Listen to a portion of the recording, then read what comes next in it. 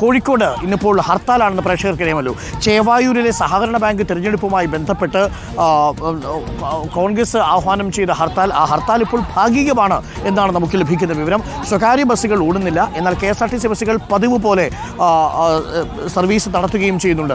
വ്യാപാരി വ്യവസായ ഏകോപന സമിതി ആവട്ടെ ഈ ഹർത്താലിൽ പങ്കെടുക്കില്ല എന്ന് നേരത്തെ അറിയിക്കുകയും ചെയ്തിട്ടുണ്ട്. നമുക്കിപ്പം AK അഭിലാഷ് ഉണ്ട് കോഴിക്കോട് നിന്ന് വിവരങ്ങളുമായി. AK Abhilash, good morning. ഇന്നലെ ചേവായൂരിലെ സഹകരണ ബാങ്ക് തെരഞ്ഞെടുപ്പ് വല്ലാത്ത വാർത്തയായിട്ട് മാറിക്കഴിഞ്ഞു. അതിൽ കോൺഗ്രസിന്റെ വിവിധ പക്ഷവും ഇടതുപക്ഷവും ചേർന്ന് ചേവായൂർ സഹകരണ ബാങ്കിലെ ഭരണം നിലനിർത്തുന്ന കാഴ്ചയാണ് നമ്മൾ കണ്ടത്.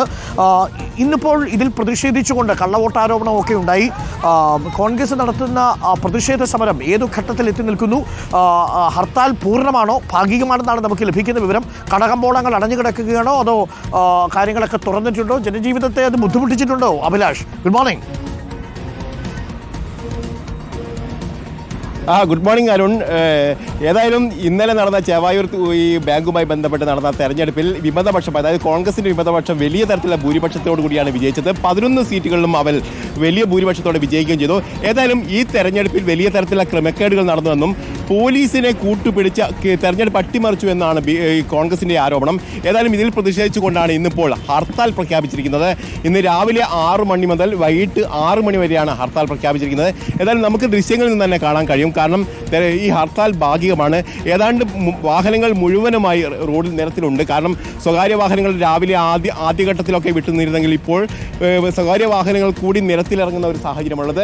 ഏതായാലും KSRTC പതിവ് പോലെ തന്നെ സർവീസ് നടത്തുന്നു. പോലീസ് ഇവിടെ ഉണ്ട്. കാരണം ഏതെങ്കിലും തരത്തിലുള്ള ക്രമസമാധാന പ്രശ്നങ്ങളുണ്ടെങ്കിൽ അത് പരിഹരിക്കുന്നതിന് വേണ്ടി പോലീസുമുണ്ട്. ഏതായാലും ഹർത്താൽ പൂർണ്ണമായും പരാജയപ്പെടുന്ന ഒരു നിലയിലേക്ക് തന്നെയാണ് കാര്യങ്ങൾ പോകുന്നതെന്ന് വേണം കരുതാൻ. കാരണം ഇന്ന് പൊതുവായ സാധാരണയിൽ പറയുകയാണെങ്കിൽ ഇന്ന് ഞായറാഴ്ച കൂടിയാണ്. അതുകൊണ്ട് തന്നെ കടകൾ, വളരെ കുറച്ച് കടകൾ മാത്രമാണ് തുറക്കുക. അത്തരം കടകൾ ഇന്നും തുറന്ന് പ്രവർത്തിക്കുന്നുണ്ട് എന്നുള്ളത് ശ്രദ്ധേയമായ കാര്യമാണ്. ഇതിൽ പ്രധാനമായും വ്യാപാരി വ്യവസായി ഏകോപന സമിതി വ്യക്തമാക്കിയിട്ടുണ്ട്, ഞങ്ങൾ ഈ ഹർത്താലുമായി സഹകരിക്കില്ല. കാരണം അവർ നേരത്തെ തന്നെ ഇത്തരത്തിലൊരു തീരുമാനത്തിലാണ്, ഹർത്താലുമായി സഹകരിക്കേണ്ട എന്നൊരു തീരുമാനത്തിൽ തന്നെയാണ്. അതിൻ്റെ തുടർച്ചയായി തന്നെയാണ് ഇന്നത്തെ ഹർത്താലുമായി സഹകരിക്കേണ്ട എന്നുള്ളൊരു തീരുമാനം അവർ എടുത്തിരിക്കുന്നത്.